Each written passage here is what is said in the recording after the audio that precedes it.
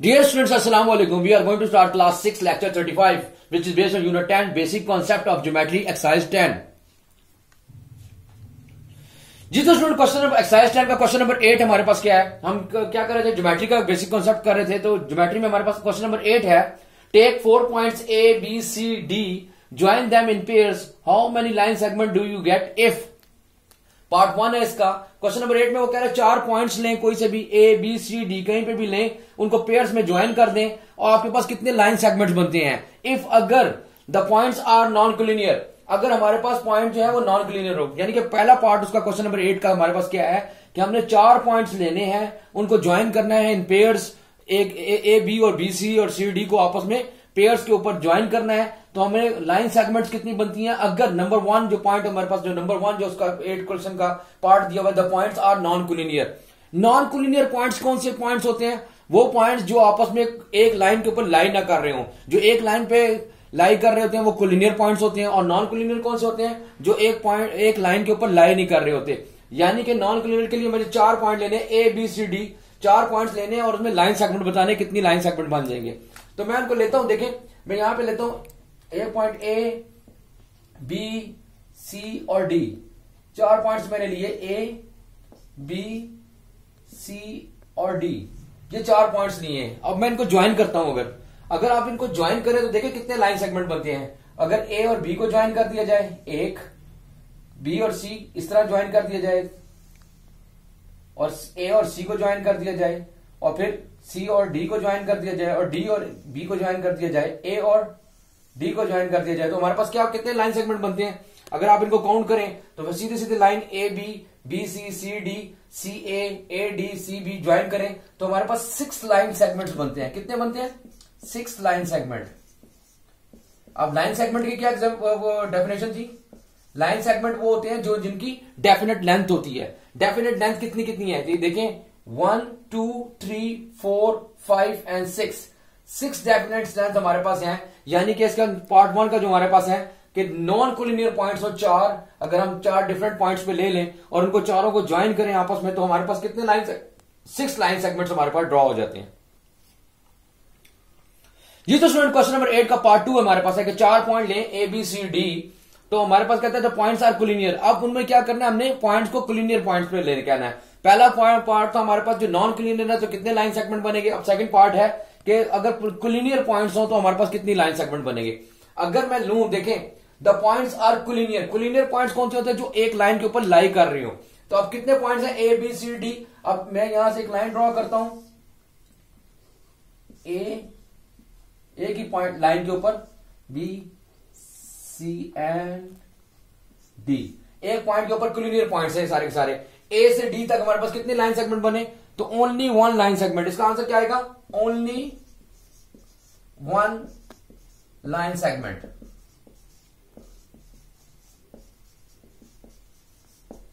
क्या कह रहा था? देखिए 4 पॉइंट्स लें, उनको पेयर में पेयर अप करें, आपस में कोलाइड करें, कोलिन करें, और उसके बाद क्या करें? कोलिनियर पॉइंट्स हो। हमारे पास सेकंड पार्ट, फर्स्ट में था नॉन कोलिनियर हो, सेकंड में हमारे पास था द पॉइंट्स आर कोलिनियर हो, जब आपस में एक ही लाइन के ऊपर लाई कर रहे हो। तो ए बी सी डी अगर एक ही लाइन के ऊपर लाई करेंगे तो उनके ऊपर हमारे पास सिर्फ एक लाइन सेगमेंट ही बनेगा, ओनली 1 लाइन सेगमेंट।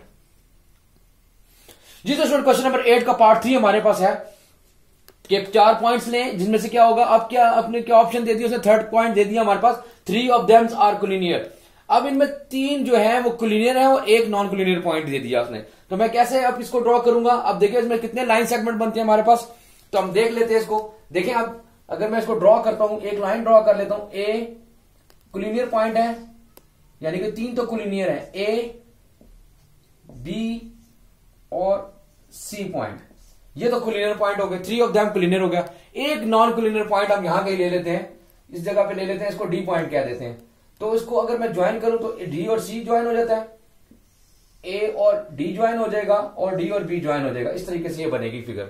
अब क्या बना हमारे पास, देखें अगर कहता है कि जी पॉइंट क्या थे हमारे पास, 4 पॉइंट थे। अब वो कह रहा है कि 3 ऑफ देम आर कोलिनियर, तो 3 को मैंने 1 2 और 3 को कोलिनियर कर दिया, 3 पॉइंट्स को एक लाइन के ऊपर लाई कर दिया, और एक पॉइंट को मैंने आउटसाइड ले लिया, यानी नॉन कोलिनियर कर दिया, उसको आउटसाइड पॉइंट के लिए ले लिया। अब इनमें कितने लाइन सेगमेंट बन गए? अब इनको काउंट कर लेते हैं, हमारे पास कितने लाइन सेगमेंट बन गए? 1 2 3 4। तो इसका आंसर क्या आ जाएगा हमारे पास 4 लाइन सेगमेंट्स।